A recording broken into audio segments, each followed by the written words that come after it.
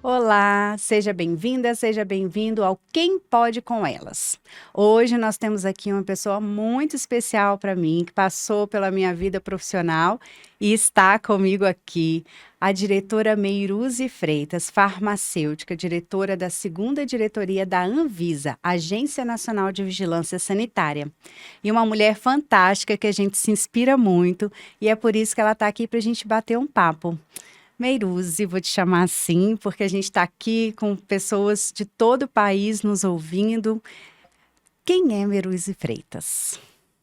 Nossa, Elaine, muito obrigada pela referência e especialmente assim para essa reflexão, quem é Meiruzi Freitas? Meiruzi, especialmente é uma mulher do dia a dia, uma mulher comum, mas uma mulher também cheia de vontades, mãe, e que tem na raiz da sua formação um desejo muito de trabalhar com saúde pública, né? Eu acho que é o que me motivou desde a minha formação, mas inspirado também na minha história, o fato, acho, de ser do Vale de Jequitinhonha, um lugar em Minas Gerais, mas que representa um pouco do Brasil, e de superação. Então, eu acredito que Meiruzi Freitas é um pouco dessa mulher mãe, profissional e que tem a garra ali de buscar sempre superar. A gente não pode ficar parado nas dificuldades. Eu acho que isso me resume um pouco. É isso a gente vê no dia a dia, no seu trabalho. E pensando, né, em todo o trabalho que você vem fazendo, né, a gente olhando para todo o trabalho, porque assim, a Anvisa se mostrou na pandemia, né? Embora seja fundamental na nossa vida, desde a sua criação.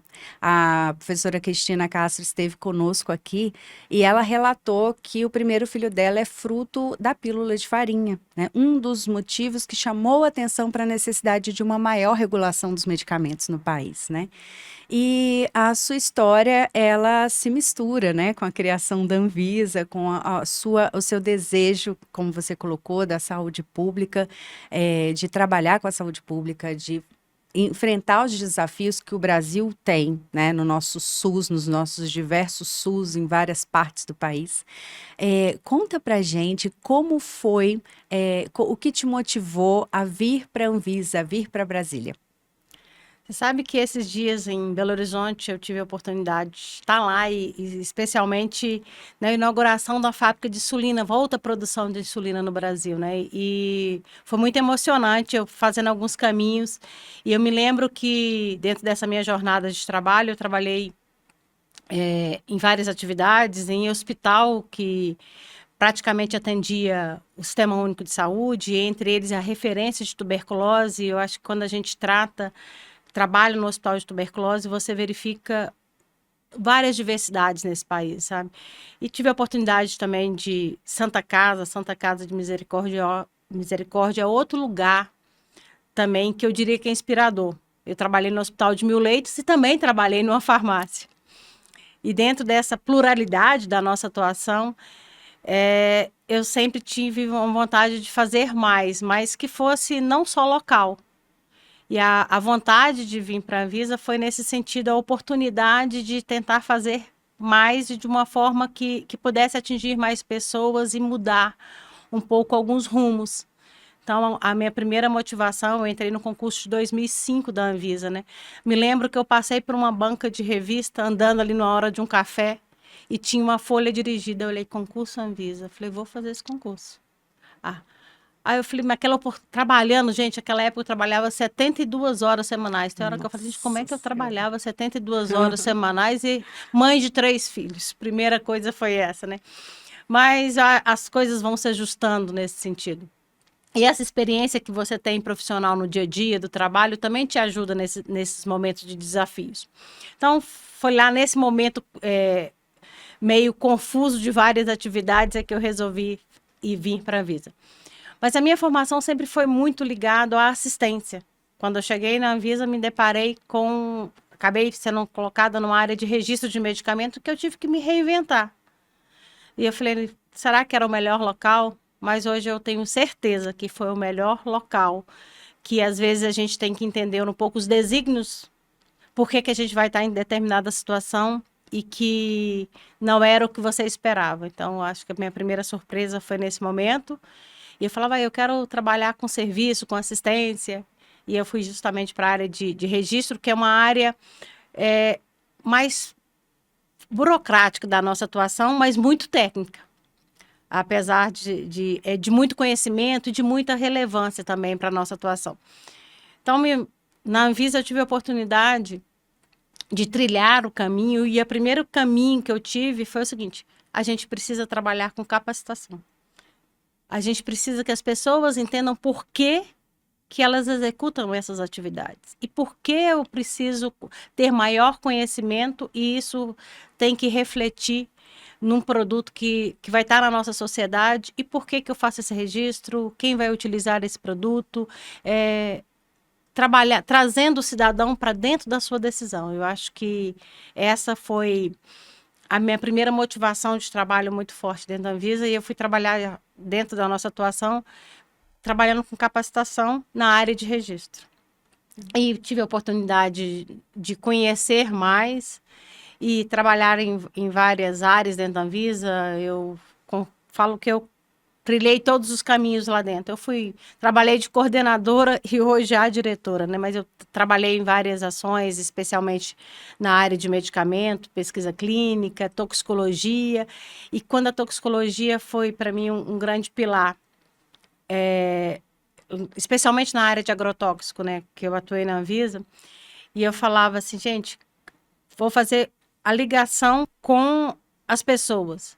E eu falava, olha, um medicamento a gente vai utilizar sempre numa condição de necessidade, mas o alimento é a base dessa cadeia, né? O alimento é uma fonte de saúde, e ele precisa ser livre de substâncias que podem interferir diretamente na nossa saúde, especialmente aí no controle de agrotóxico, que reverbera muito forte numa necessidade cada vez mais pungente de uma alimentação saudável, da segurança alimentar, que foca na atuação da vigilância sanitária. E apesar de tudo, eu vou fazer uma ponte ali com a questão da pílula de farinha, e que teve impacto na vida das pessoas de diversas formas, e a importância do controle da qualidade, dos medicamentos terem padrões, e especialmente para que eles entreguem a proposta terapêutica. E um medicamento não pode ser uma pílula de farinha. E aí a necessidade de ter controle de boas práticas, a necessidade de ter um registro fundamentado em evidências. E nesse sentido, da época da pílula de farinha, a gente teve também, não vamos esquecer, da falsificação do Androcur, que era uma pílula, um medicamento com a finalidade de tratamento do câncer. E as pessoas encontravam, às vezes, adquiriam esse produto falsificado nas prateleiras de farmácias regularizadas. Então, o Sistema Nacional de Vigilância Sanitária, ele precisou se reinventar, porque ou ele se reinventaria no sentido de trazer um controle maior, ou então a nossa sociedade ficaria à margem, especialmente os mais vulneráveis. Especialmente as pessoas que precisavam de maior aporte do Sistema Único de Saúde, se a vigilância sanitária não fosse reinventada. E a criação da Anvisa é um momento também de recriar a vigilância sanitária no Brasil, em que pese os seus primórdios seja na época lá de Dom João VI. Então, o quão importância a Anvisa nesses 25 anos, e hoje entrega à sociedade medicamentos de melhor qualidade, serviços de melhor qualidade. E dentro dessa pluralidade, a gente trabalha desde os saneantes, desde o creme dental, do sabonete, mas também as terapias avançadas, que hoje já é realidade e que está à beira do leito de alguns hospitais. Nossa, Meirose, fui ficando aqui emocionada, porque eu acho que a gente precisa falar para a população o quanto isso é importante, né? Porque também, quando você tem um problema de qualidade de medicamentos, nós temos os mais vulneráveis, né? Estão ali também com a vulnerabilidade ainda maior em relação à sua saúde, né? Também há uma discrepância quando a gente não tem alguém olhando por toda a população.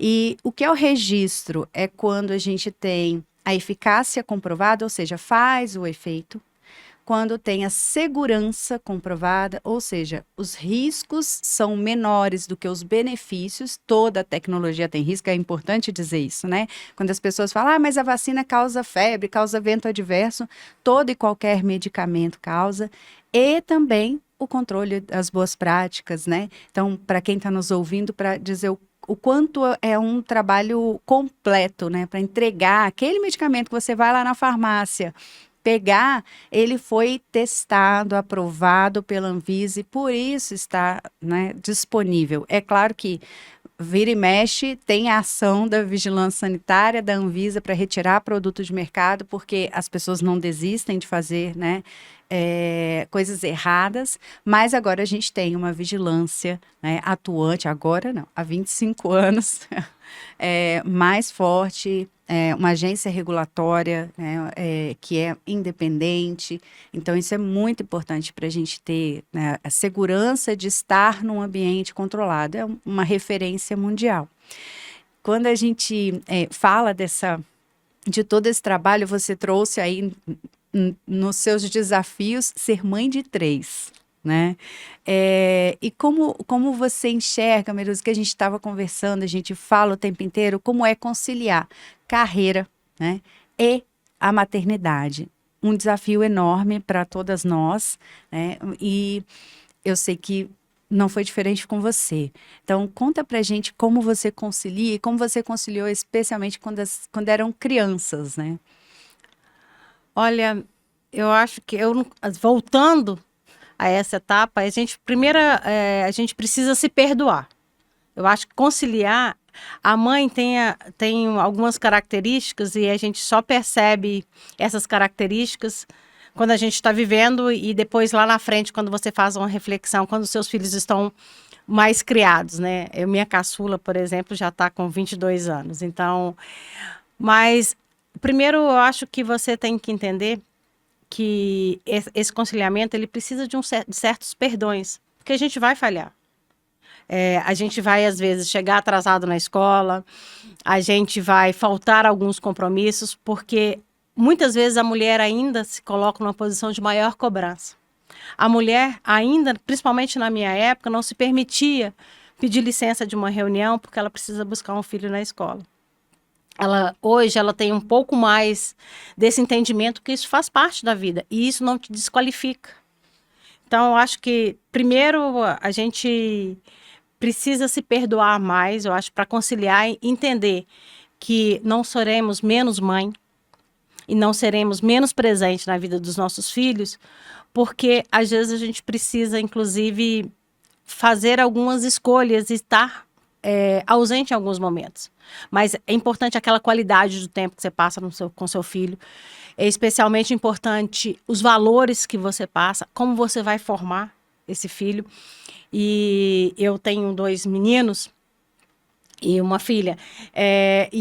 Você tem, hoje, eu diria que a gente tem uma responsabilidade ainda maior, porque os meninos precisam entender e precisam ser criados para ter mulheres líderes. E, por vezes, a gente percebe as nossas falhas no sentido de que os nossos filhos são criados para ser líderes, mas eles não são criados para ser liderados por outras mulheres. Então, eu acho que o desafio que eu tive nesse período e saber das dificuldades que eu tive nesse caminho, porque realmente existem, nem tudo são flores nessa jornada. E, por vezes, a mulher é colocada, sim, em segundo plano, mesmo no seu processo de liderança.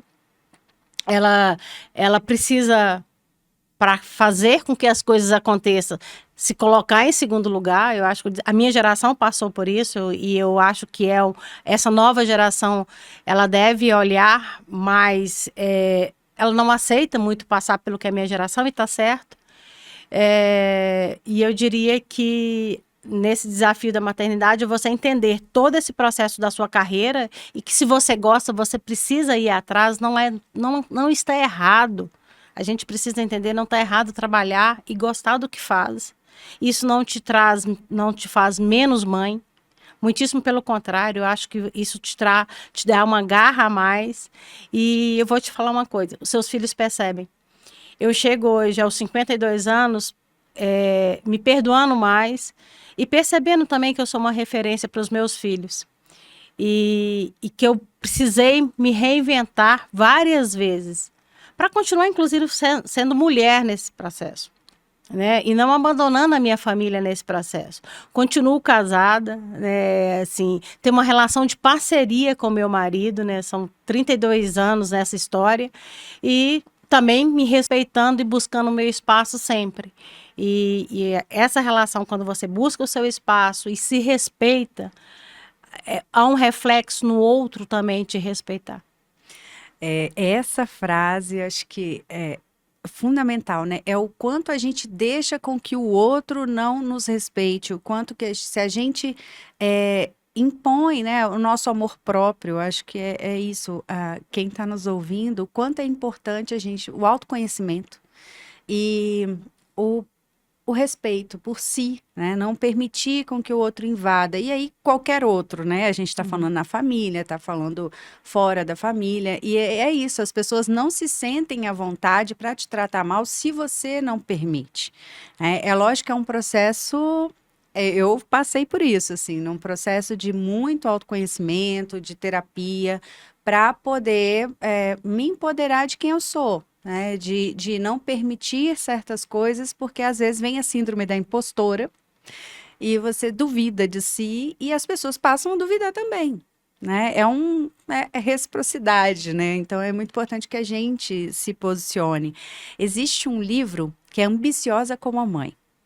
Esse livro, ele traz uma pesquisa que foi feita justamente do que você está falando, que os filhos de mães que se empoderaram, que foram adiante, ainda com todos esses desafios, eles também evoluíram mais, eles também foram mais atrás dos seus sonhos, porque se espelham nas mães, né? Porque se espelham nessa liderança, e é aquilo, o tempo de qualidade é mais importante do que a quantidade, porque às vezes você está ali, mas tem que estar fazendo outra coisa e aí você se perde também, mesmo com a criança ali do lado, porque está trabalhando ou porque está preocupada com alguma coisa. Então, aquele pouco tempo que puder ficar, que seja de qualidade, os filhos sentem a gente presente, né? Bom, e aí você falou da ascendência, né? Você veio ascendendo, né, dentro da agência, com o seu trabalho e com todos os desafios. E a minha pergunta é sobre tem gente, né, que está ali olhando todo o trabalho, especialmente na pandemia, quando as reuniões da Anvisa foram televisionadas, porque elas são públicas, né? Porque elas estão publicizadas, elas acontecem ao vivo, então quem quer acompanhar, isso é parte do SUS, a Anvisa é parte do Sistema Único de Saúde e, portanto, também permite o controle social. Né? Também é transparente, traz todas as decisões com transparência. E quando foi televisionado, todo mundo, né, olhou para a agência com outros olhos. Como é ser diretora? Tem gente que tem essa curiosidade, né? Os desafios, por exemplo, de levar um voto a uma reunião de diretoria colegiada, né? Que para quem não sabe são 5 diretores e no voto como relator um poder de convencimento mesmo. É a sua, baseado em evidências, obviamente, o seu voto a respeito daquela matéria que está sendo posta. Então conta para a gente como são, como é essa elaboração, como são, né, os bastidores que as pessoas gostam de saber.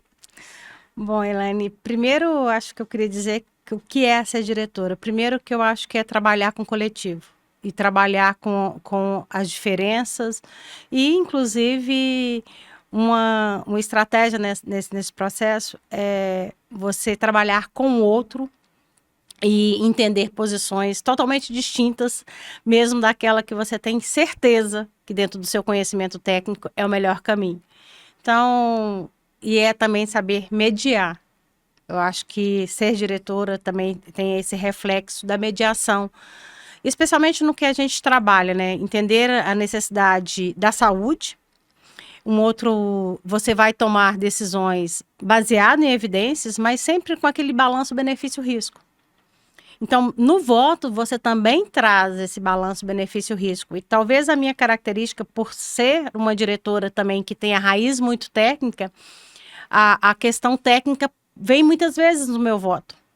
E eu faço também naquele voto ali uma avaliação de benefício-risco para trazer a fundamentação daquela decisão. E eu queria lembrar que eu tenho, especificamente nisso, eu tenho uma característica, por muitas vezes eu trabalho no meu voto, eu escrevo o meu voto junto com a equipe, tá? Eu nunca trabalho sozinho no voto, então aquele voto nunca tem só o meu DNA. Mas quando é votos de... Vou citar o exemplo do voto da vacina Covid-19, que foi um voto de quase 2 horas. Primeiro, aquele processo, né, em que pese as reuniões da diretoria colegiada serem publicizadas e públicas desde 2013.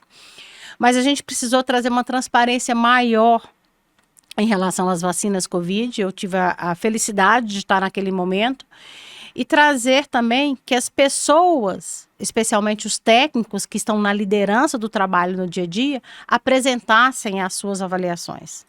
Então, eu acho que a primeira característica é que o voto dos diretores ele é muito fundamentado no trabalho que é feito pelos técnicos, pelos especialistas, pelos os gestores, e ele é refinado num documento também pela assessoria dos diretores, e que na sua grande maioria na Anvisa são formados por servidores da Anvisa que estão lá assessorando e ajudam a organizar esse voto. Vamos lembrar que um dossiê de registro, um parecer, às vezes, ele tem mais de 300 páginas. E um dossiê, às vezes, ele tem ali 65 volumes, que cada um dos volumes ele tem em torno de 200 páginas, mesmo que hoje seja tudo eletrônico, a gente está falando aí o número de páginas de mais de 30 mil páginas. Então, que precisa ser resumido, e dentro do seu voto, às vezes, você vai resumir ali em 30, 40 páginas. Então, primeiro é um poder de síntese que você tem que fazer de todas essas avaliações.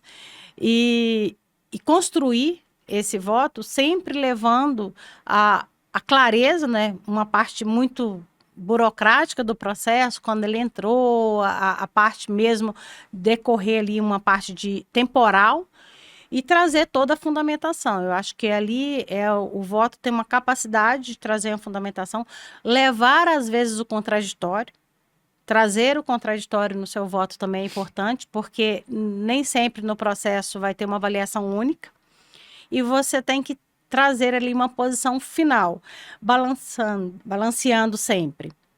A questão benefício-risco, mas entender a necessidade da sociedade, as questões econômicas que também perfazem a nossa atuação, a importância do acesso, saber que quando você fazendo uma decisão, você vai ter um impacto na sociedade, mas também você vai ter um impacto econômico, por vezes decidir caminhos que uma empresa vai seguir, e você precisa fazer essa avaliação e ponderar o todo. A questão legal bate muito forte também, o que a lei permite a nossa atuação.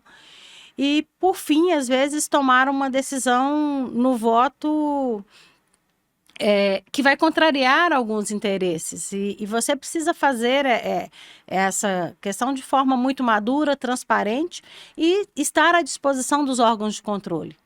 Então, diria que tem que ter também muita clareza do impacto da sua decisão, e saber que você também, quando você coloca à mesa o seu voto, como foi colocado 5 diretores, esse voto, além de passar por toda uma avaliação da sociedade, que ele tem que ser público e precisa passar mesmo, e não significa que você vai tomar, às vezes, a decisão correta, às vezes você vai errar também, mas ele precisa estar ali disponível e está à disposição para que a sociedade faça as suas críticas também. E os próprios diretores façam as suas críticas. Então, e buscar sempre uma decisão que todos te apoiem. Mas isso tem que ser por meio de um processo e não pode ser por meio de interesses exclusos. Então, lembrar sempre disso e lembrar que a sociedade é o grande controlador dessa decisão.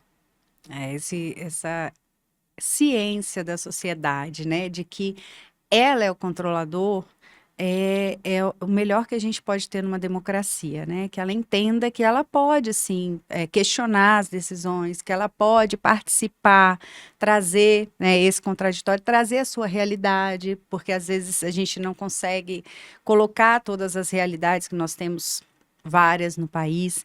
E você falando do voto da vacina, né?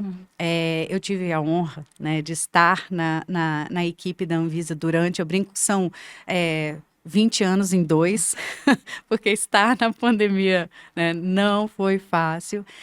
E a minha sensação, no período que eu estive, é que a desinformação, ela atrapalha muito o trabalho da agência. A gente mesmo, na farmacovigilância, né? Às vezes você estava pensando em inovar, em trazer coisas novas, em capacitações para as pessoas que trabalham com farmacovigilância no Brasil, levar mais informação, tornar o processo ainda mais transparente. E a gente, muitas vezes, tinha que parar quase a equipe inteira para ficar respondendo a processos por conta de desinformação, né? A gente chama de processo porque chega uma questão pelo Fala BR, né? Vem, por exemplo, pela imprensa, questionamentos, é por isso que eu estou falando de processo, não necessariamente processos judiciais, mas também, né? Então, chegam aquele monte de questões que são desinformação que alguém, muito à toa, inventou e colocou lá para que a gente responda, e aí quando você para, você não está adiantando um trabalho, fazendo coisas novas, mas você tem que parar para responder a essa desinformação. Eu queria que você comentasse o quanto a desinformação, que a gente chama de desinformação no Brasil, que muita gente conhece como fake news, impacta na agência, mas também na vida das pessoas, o que vocês veem de lá. Nossa, Elaine, eu acho que esse tema para a gente é um tema muito caro mesmo, assim. Não só de impacto numa carga de trabalho maior, mas especialmente quando a gente percebe os efeitos na sociedade dessas informações falsas, literalmente falsas, e isso impacta em várias decisões, especialmente do controle à saúde, e as pessoas se tornam mais vulneráveis quando o canal de informação dela seja as informações falsas, né? E isso as pessoas deixam de se vacinar, deixam de usar o medicamento de forma correta, passa a acreditar que o Estado está contra a saúde dela, está contra os seus interesses. Usa o medicamento também, né? Que não deveria usar. Ainda tem isso, né? Começa a achar que tem fórmulas milagrosas e muitas vezes essas fórmulas milagrosas utilizar um medicamento não indicado para aquela doença e especialmente às vezes retardam um diagnóstico, às vezes elas pioram a sua condição de saúde. Porque se fosse só o trabalho que a gente tivesse lá nos processos administrativos, eu diria que era até perdoável. Mas quando a gente olha o impacto na sociedade, impacto nas crianças, impacto no idoso, que por vezes deixa de se vacinar, deixa de fazer o tratamento correto e perdem qualidade de vida e por vezes perdem a vida porque acreditaram em fake news, eu acho que é a maior perda final que a sociedade tem e que nós também, enquanto servidores públicos, enquanto atuantes pela saúde pública, também temos. Porque é muito intenso o trabalho, é uma busca sempre de trabalhar, trazendo a melhor informação, dar a oportunidade da sociedade conhecer, mas também dos gestores de saúde tomar decisões de incorporação dessas tecnologias que nós aprovamos lá. E quando a gente pega o nosso trabalho intenso, né, e tendo que responder a questões falsas e comunicar à sociedade que não deve ir por essa linha, que não deve acreditar, a gente percebe também tem uma certa frustração, porque nós não temos o canhão de comunicação que o fake news tem. Desculpa usar essa a expressão da moda, mas a comunicação que quem atua nessa estratégia de notícias falsas tem, é um poder muito grande. E é a gente correndo atrás, às vezes, de uma notícia no portal da Anvisa, buscando os influencers também para divulgar as nossas informações. E aí eu gostaria daqui já de pronto agradecer, porque também tem uma rede do bem, e é muito importante ter essa rede do bem na contra-informação, buscando a resposta correta. buscando, mas a gente ainda tem um desafio, que é saber comunicar em saúde. E eu acho que talvez essa é uma oportunidade que a gente precisa explorar mais, melhor comunicar em saúde. Usar as pessoas que têm essa facilidade para fazer uma rede do bem e comunicar. E eu acho que o grande apelo que eu faço hoje, gente, é que a gente precisa comunicar melhor, especialmente sobre vacinas. A gente ainda tem vacinas perdendo no posto de saúde e as pessoas deixam de se vacinar confiando em fake news. A doutora Elaine falou assim, qualquer tecnologia tem risco, pode dar febre, pode dar dor de cabeça, mas a doença também pode fazer muito além da febre, da dor de cabeça, e muitas vezes ter um efeito silencioso no organismo dessas pessoas, que quando vai ser... As pessoas vão se socorrer ao sistema de saúde, a doença já está mais avançada, implementada, e no mínimo ela vai ter uma sequela grave. Né? Não vamos esquecer, especialmente da Covid. A Covid mata muito, muito, muito mais do que os efeitos adversos da vacina. E agora a gente está comprovando ao longo desse tempo, né, o quanto aumentou a trombose, por exemplo, por efeitos da Covid, né? Então, assim, de fato, é sempre esse benefício-risco, também em relação ao risco das doenças para os quais, né, aqueles produtos estão sendo desenvolvidos. Então, sempre se compara a tecnologia com o que a doença traz, né, de impacto. Então, quando a gente tem produto, por exemplo, para o câncer, a gente tem mais você, entre aspas, tolerância aos eventos adversos, porque também é a forma de efeito do produto, né? Então, tudo isso é considerado na hora de aprovar, né? E a gente falando de pandemia, nós estávamos conversando um pouco antes, né, sobre isso. Eu queria que você falasse sobre esse papo que a gente estava tendo de como é que a gente precisa, a gente não pode esquecer, né, do que aconteceu, lógico, olhando para frente, indo adiante, mas o que fica também na vida pessoal.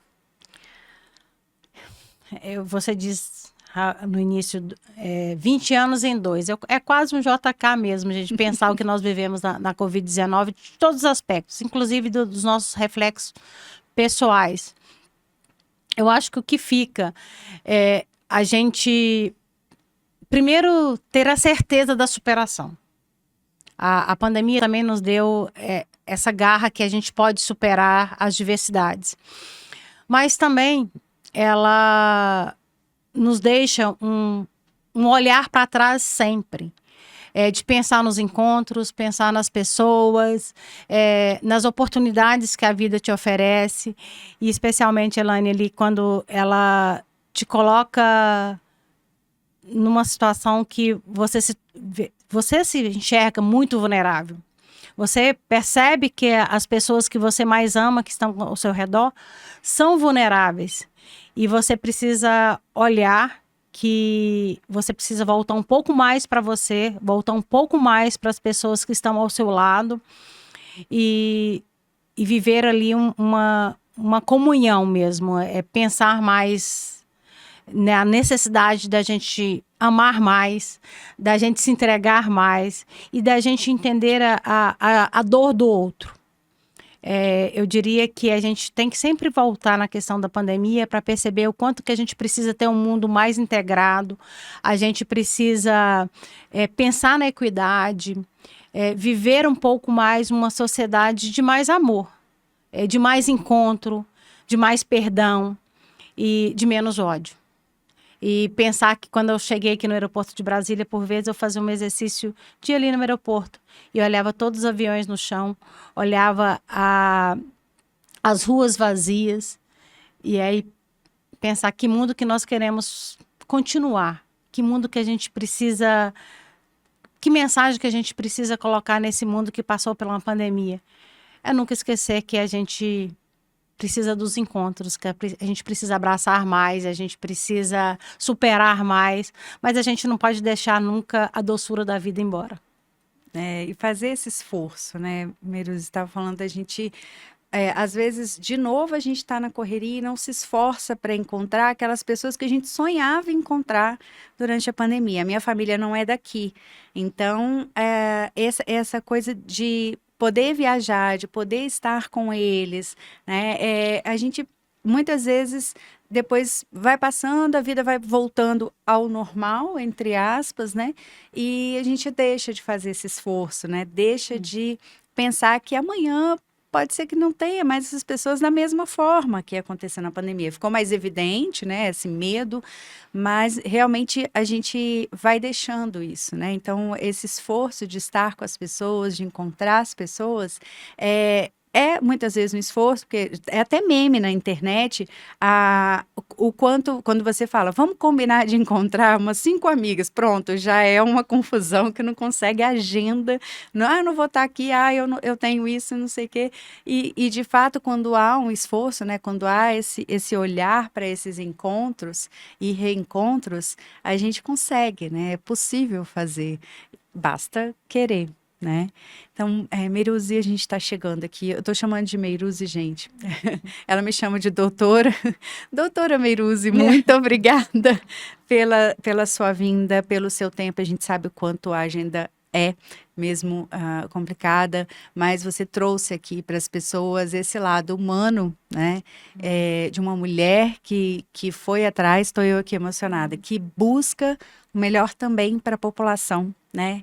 E a gente agradece imensamente, né? E a todos os servidores da agência, mas a gente agradece também por estar aqui trazendo a sua experiência de vida, a sua experiência materna, e muito obrigada mais uma vez.